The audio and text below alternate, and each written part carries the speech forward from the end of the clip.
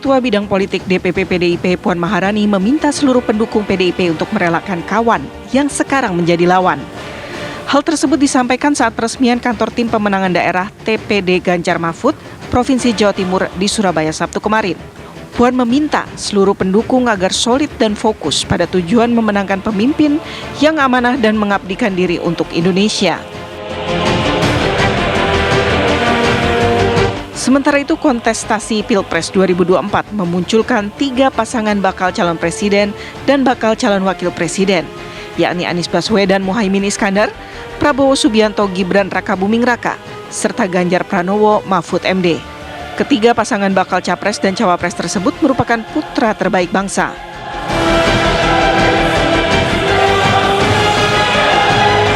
Kini, pemilih tinggal memperhatikan visi, misi, rekam jejak, dan kemampuan ketiga pasangan tersebut dalam memajukan bangsa dan negara ke depan.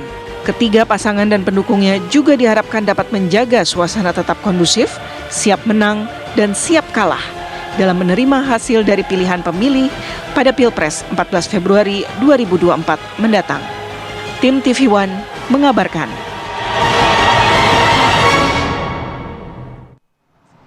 Ya memang sebenarnya di politik ini nggak ada kawan nggak ada lawan ya Via, ya kan? Ilmu politik itu nanti biarlah seorang Adi Prayitno yang menjelaskan. Ya, kita sudah hadirkan juga. Tapi ini juga mengutip pernyataan dari Mbak Puan, Ketua DPP PDIP, bahwa ada kawan lama yang menjadi lawan baru. Gitu. Nah. Ya tapi kan karena pernah jadi kawan? Mudah-mudahan sih resistensinya nggak terlalu banget nih gitu ya. Kita akan bahas mengenai hal ini dengan 3 narasumber yang sudah hadir.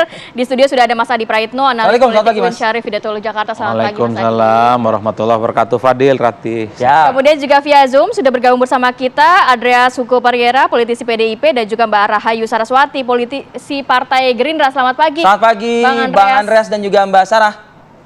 Selamat pagi. Selamat pagi. Mas Arief. Iya, terima kasih waktunya Bang Andreas dan juga Mbak Saraswati. Saya mau ke Bang Andreas dulu. Bang Andreas, ini pernyataan dari Ketua DPP PDIP, kawan lama menjadi lawan baru nantinya dan relakan saja. Kita harus fokus 100 hari ke depan ini selama Pilpres 2024. Apa yang harus ditangkap masyarakat dengan pernyataan ini? Dalam arti apakah memang PDIP sudah move on? Yuk kita sama-sama fokus saja ke Pilpres atau gimana Bang? PD Perjuangan selalu move on, nggak ada istilah tidur gitu. Mbak Puan kan pernah menyampaikan juga gitu, ada waktu bertanding, ada waktu bersanding. Jadi ini sebenarnya hal yang sangat biasa gitu, dalam arti di dalam politik ini kan ketika kontestasi di dalam masa Pilpres seperti ini, juga Pileg tentunya. Ada waktu di mana ya kita berkontestasi gitu. Mungkin yang tadi ya kita tahu dengan fakta-fakta yang ada, kawan-kawan yang tadinya kita sama-sama, baik itu partai politik ketika di pemerintahan, juga termasuk juga relawan, yang tadinya mungkin kita sama-sama ya kemudian ada keputusan lain yang membuat tadinya kita bersama-sama, kemudian ya ada yang menentukan sikap yang berbeda, kemudian kita berkontestasi di dalam Pileg maupun Pilpres. Nah, sehingga ini suatu hal yang biasa gitu. Kami di politik itu udah biasa dengan hal-hal seperti ini. Sehingga kalaupun mau diinterpretasikan ya interpretasinya letter luck aja, langsung aja apa yang ada. Memang faktanya seperti itu. Oke, Bang Andreas. Sebetulnya sampai itu terlontarkan oleh Ketua DPP Anda, Mbak Puan Maharani ini sudah cukup mengkhawatirkan nggak sih? Atau mungkin kalau mengkhawatirkan tuh mungkin istilahnya terlalu ini ya, sudah cukup penting nggak sih sampai harus dilontarkan itu gitu? Apalagi kalau dikatakan kawan, relawan, mitra politik yang kayak gitu-gitulah. Ini sudah cukup mengganggu kah sampai harus terucap kalimat tersebut? Sebenarnya hanya untuk mempertegas dalam arti bahwa di dalam kontestasi seperti ini kan kita harus bisa mengidentifikasi, Arief. Mengidentifikasi itu suatu proses yang penting untuk mengetahui positioning gitu. Positioning di mana kita, di mana mereka yang berhadapan dengan kita gitu. Dengan demikian ya di dalam kontestasi ini kita tahu gitu membuat strategi menghadapi ya kontestan lawan gitu. Nah, oleh karena itu jangan sampai kemudian kita salah mengidentifikasi kan bahaya itu. Oke. Ketika 2013 menjelang 2014, identifikasi yang sama ini dilakukan nggak Bang Andreas? Karena kan momentum 2009, ketika momentum 2009, Megawati Soekarno Putri berpartner, waduh, bahkan dianggap keluarga seorang Prabowo Subianto ini begitu. Nah, menjelang 2014, yang ternyata di 2014 ternyata bukan seorang Prabowo Subianto yang bersama PDI Perjuangan, tapi Joko Widodo seperti itu. Ini juga diintensifkan nggak seperti itu? Ya selalu, Rif, itu di dalam setiap kontestasi itu kita harus bisa mengidentifikasi secara tepat itu. Makanya Mbak Puan juga pernah menyampaikan dengan istilah yang sangat sangat bagus gitu. Ada waktunya kita bertanding, ada waktunya kita bersanding gitu. Selesai pemilu ya selesai nanti proses kontestasi itu Andreas, gitu. Dan kita membangun satu pemerintahan yang baru. Ya, Bang, Mbak Puan sempat menyatakan bahwa dulu kita bersama.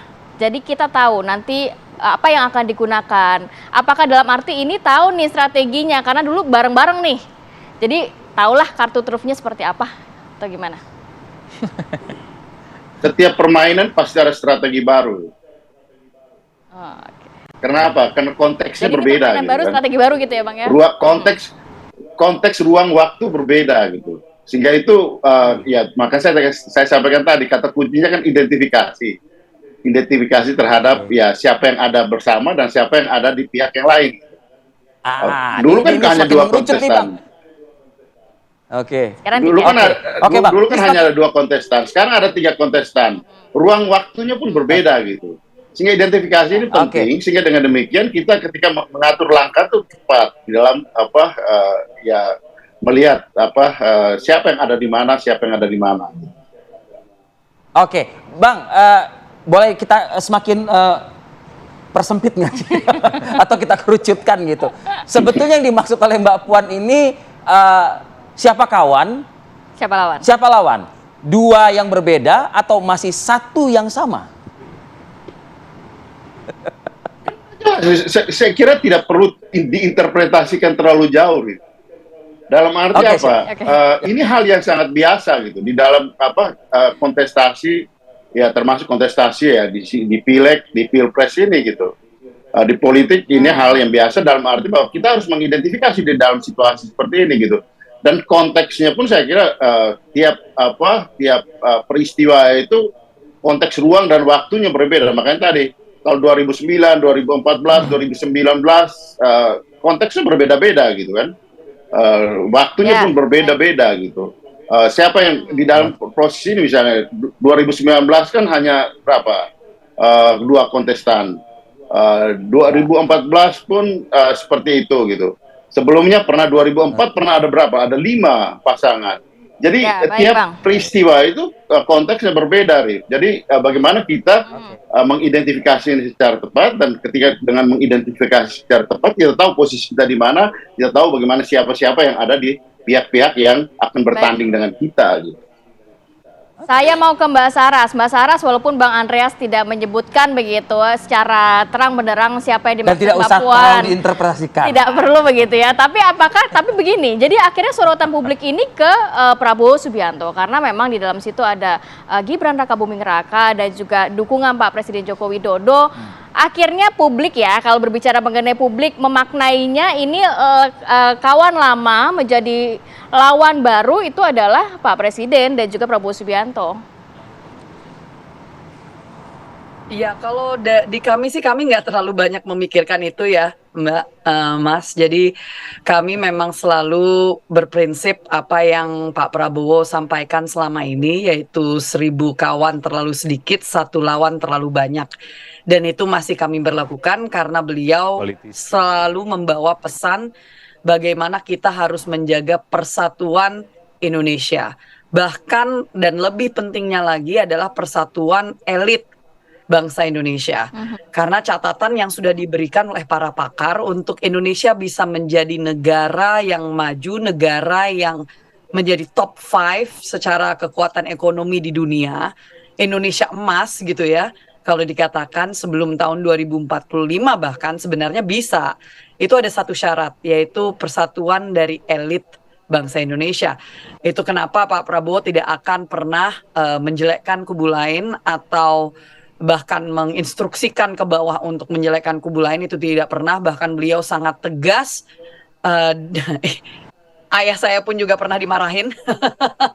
Itu semuanya harus tegak lurus untuk tetap menjaga tali silaturahim dengan pihak manapun, karena semua adalah putra-putri terbaik dan kita harus menjaga persatuan Indonesia. Berarti Andreas Hugo Pereira aja pagi ini itu kawan atau lawan ini Mbak Saras nih? Kalau di kami tidak ada konsep kawan dan lawan ya, sekali lagi karena 1000 kawan terlalu sedikit, 1 lawan terlalu banyak. Jadi di kami semua masih saudara, hanya kebetulan kita berkontestasi di dalam politik. Oke, Mbak Saras pun juga ini kawan atau lawan Bang Andreas? Rif, kalau di dalam di dalam hidup bernegara kita semua bersaudara, kita semua adalah bagian dari bangsa ini gitu. Mantap. Pemilu itu biasa, Mantap. pemilu itu sangat biasa dan Betul. kita di politik ini kan udah ya kalau saya mengalami sejak tahun 2099 malah, artinya dalam proses-proses seperti ini, kemudian 2004 kita masuk di dalam pemilihan-pemilihan langsung seperti ini, dan ini hal yang biasa, kontestasi di dalam pileg dan pilpres, kemudian setelah itu kita membangun suatu pemerintah. Makanya saya katakan tadi, Mbak Puan pernah menyampaikan kalimat kata-kata yang sangat bagus. Ada waktunya kita bertanding, ada waktunya kita bersanding, dan itu saya kira ungkapan yang tepat untuk menjelaskan konteks pileg. Baik. Ya biasa dong, bukan Sebenarnya hal yang lawan biasa ini- sekali gitu. Oke. Ya, lawan ini tidak harus konotasinya negatif, bisa lawan dengan bersaing secara sehat gitu kan? Coba nanti biar Mas Adi Prayitno deh yang mungkin memformulasikannya begitu. Kalau misalnya emang nggak ada lawan, nggak ada kawan, jadi yang dimaksud oleh Mbak Puan ini Siapa? sopo? Kita akan bahas lagi saat lagi, tetap bersama kami. Oke, kembali lagi di Apa Kabar Indonesia Pagi, pemirsa. Nih, kita perlihatkan. Wah, ini quote. Pernyataan Betul. dari Puan Maharani ya, Ketua DPP PDIP. Jangan lagi ada yang berpikir bahwa kawan yang sudah jadi lawan itu sebenarnya sedang bersandiwara dan aslinya itu tetap bersama kita. Tidak ada itu, sudah terima kenyataan bahwa kawan lama sudah menjadi lawan baru. Tegas begitu ya, pernyataan Ketua DPP PDIP. Mas Adi tertawa. Mas Adi, apa nih makna ketawanya nih? Kalau melihat pernyataan Mbak Puan tegas ya?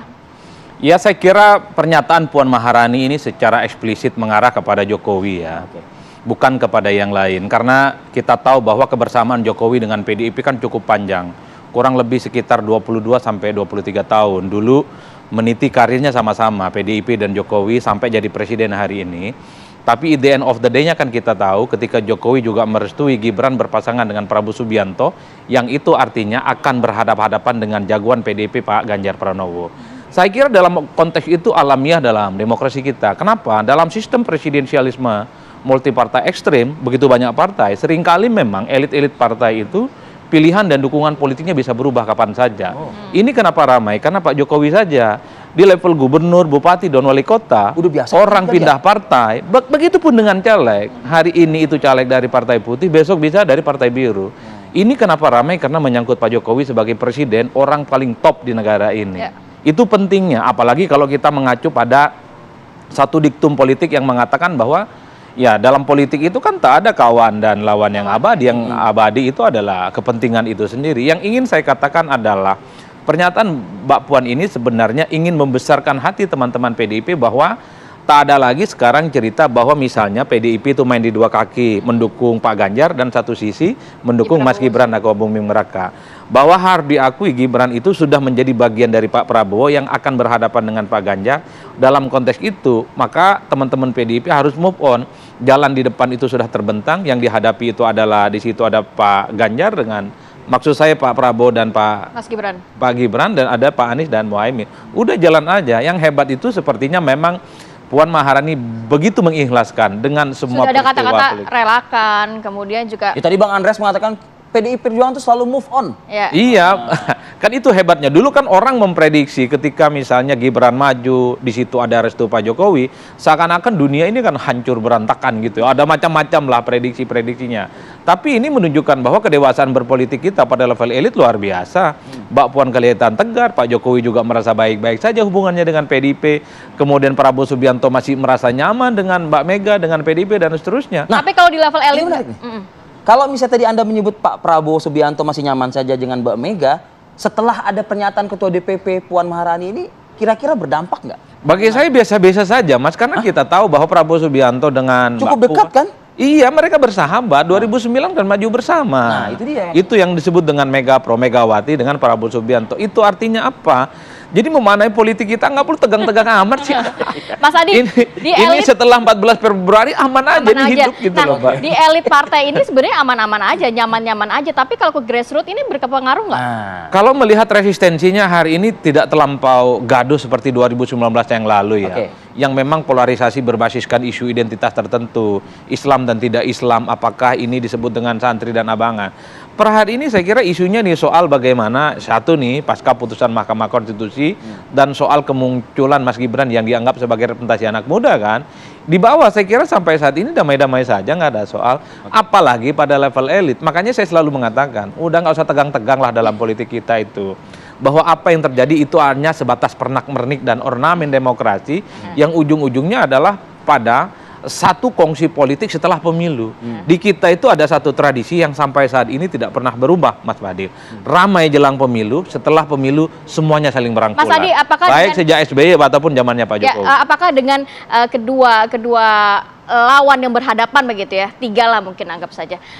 Ini apakah menandakan tidak begitu keras nampaknya, nyaman-nyaman saja, menandakan nantinya kalau putaran kedua ini mungkin jadi satu nggak?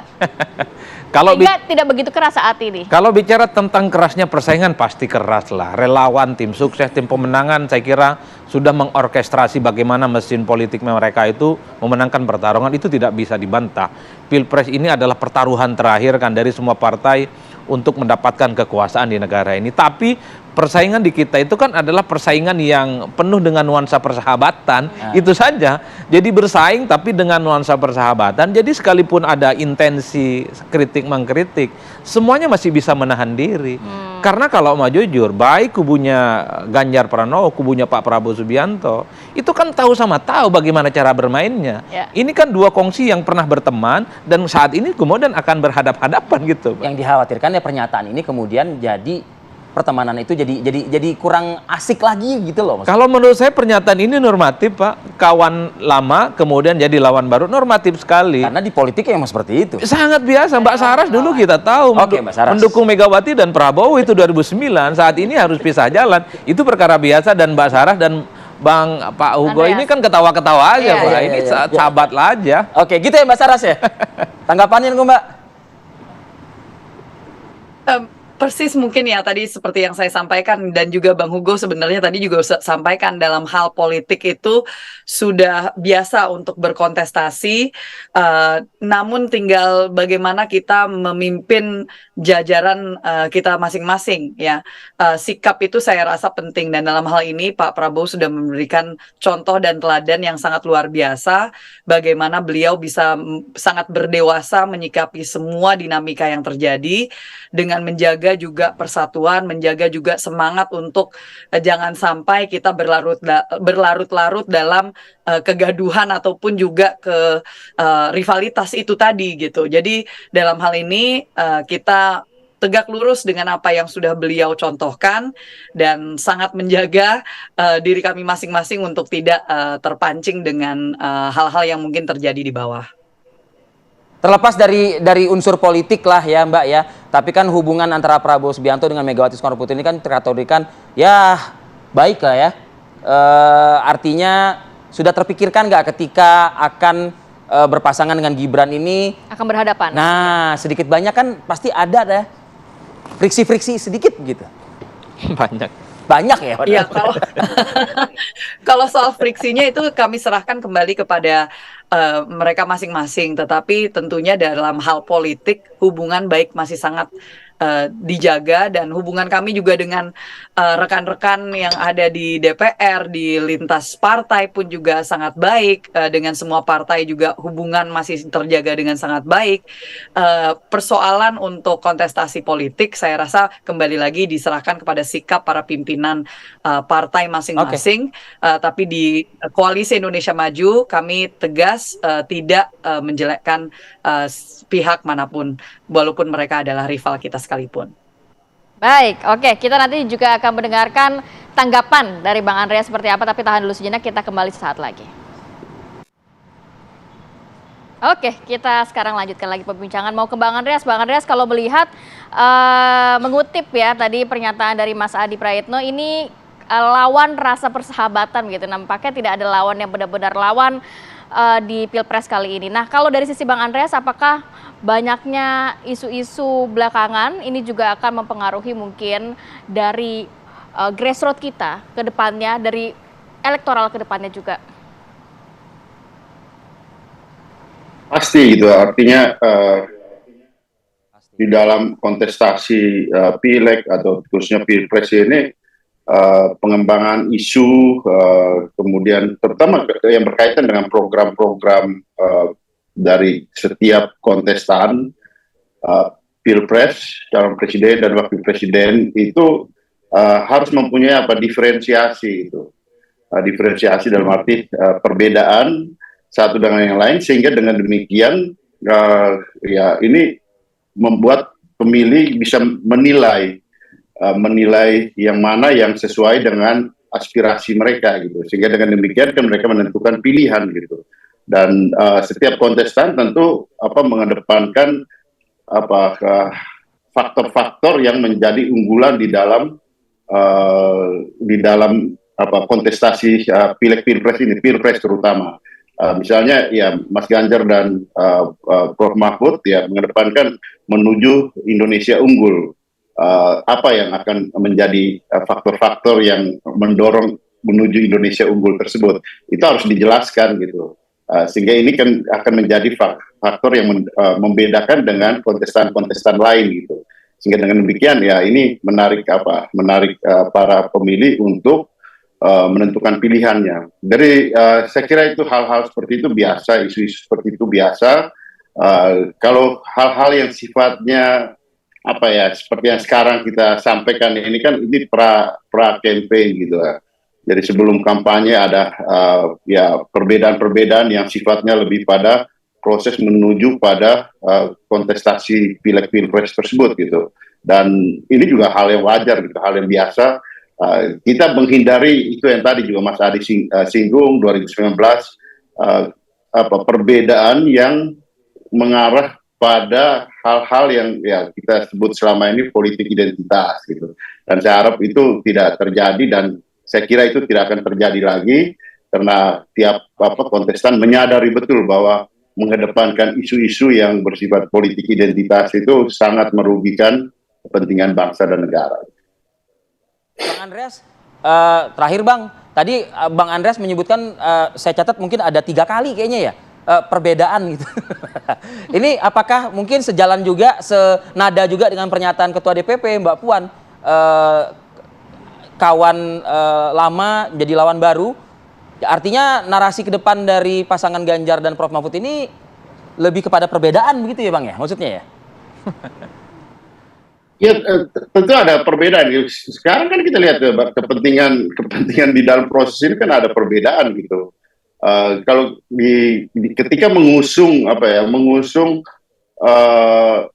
Mas Ganjar dan Pak Mahfud, kan jelas gitu bahwa apa yang sudah diputuskan oleh partai dengan kemudian kita menyusun visi misinya dengan apa yang tadi saya sampaikan, manusia menuju Indonesia unggul.